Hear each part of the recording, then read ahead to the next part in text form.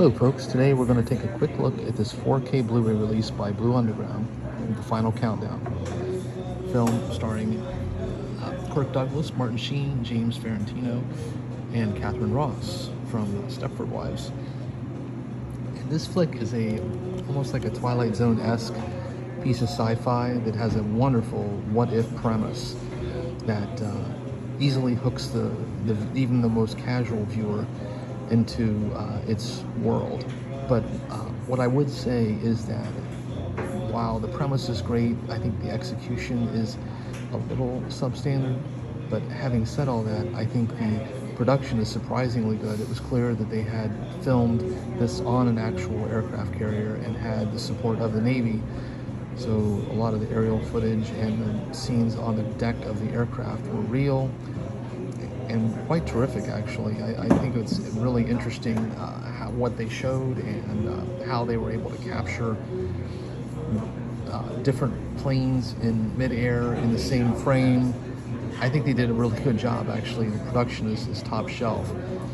And I think the premise is terrific. Basically, it's the aircraft carrier inexplicably is out in the Pacific and gets sucked into a vortex that sends it back in time to a day before Pearl Harbor. And once the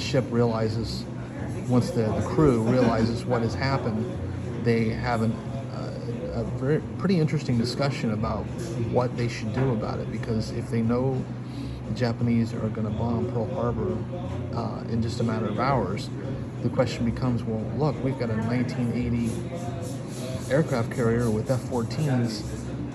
We could blow this Japanese fleet out of the air and out of the water easily. They're using 1940 technology, and it just becomes this really interesting thought experiment. I'm happy to report that the Blue Underground team here that did the restoration, they did a bang-up job. I mean, this film looks really good. The colors, the PQ, AQ, all around are really solid. And I guess it was based on the original camera negative with a 4K scan with HDR, and I want to say it has an Atmos track as well.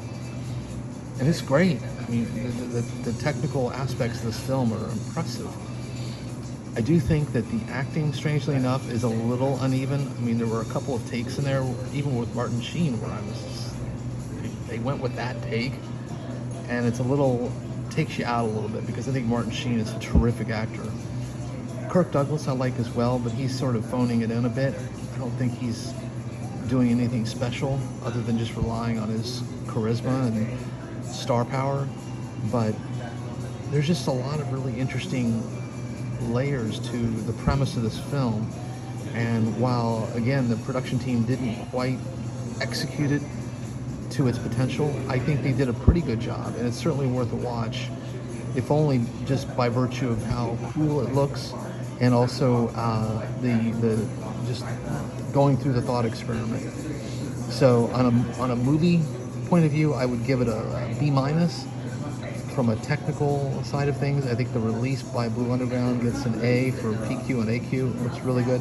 There's also a couple supplements. I don't believe they're anything new, but it's quite interesting to watch. For example, there's one supplement in there with Lloyd Kaufman, who apparently was one of the heads of Trauma Productions, which of course made Toxic Avenger and Class of Nukem High, among others. And he's quite funny in it. I also enjoyed the interview that they did with all of the pilots that flew the planes, the Jolly Rogers, I guess. And I believe there's also finally an audio commentary by the director of photography, Victor Kemper. I have not heard that or listened to that. I only just watched the film and then watched the two supplements. So on balance, I'd just say it's a really interesting movie. I would, again, temper your expectations. It's not The Second Coming, but I think it's in many ways think of it as a Twilight Zone-esque feature film with some really solid production values. Here you get the slipcase, and then of course the Amaray case, and then lastly, just opening it up. This doesn't have reversible cover art. This is the standard edition, not the collector's edition, but at least they have disc art on the disc. And again, apart from that, I don't think the difference in the collector's edition is all that substantive. They do have reversible cover art. I believe they have a CD that has the soundtrack, and then there's a Blu-ray included as well. But I'm almost certain that the actual supplementals are identical. And there's a booklet, I believe, too, with the collector's edition. So on that note, I would just say this is a film to look for. And I think if you're going to add it to your shelf for any number of reasons, which are certainly have some merit, I think Blue Underground has clearly knocked it out of the park, and it's the one that you would want to pick up. So on that note, take care, stay safe, be kind, and keep watching great cinema.